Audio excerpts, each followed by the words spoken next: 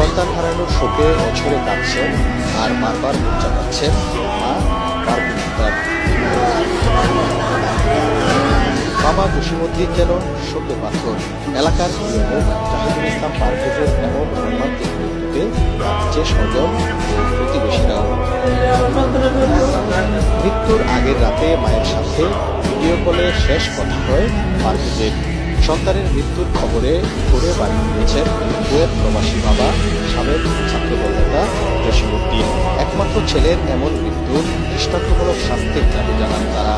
আমার আমি কাছে দেখেছিলাম আমার সন্তানের একটা হাত কমে গেল তো দুটা হাত কমে গেল তো খালি কথা বললে আমার আপাটা আমি আপাটা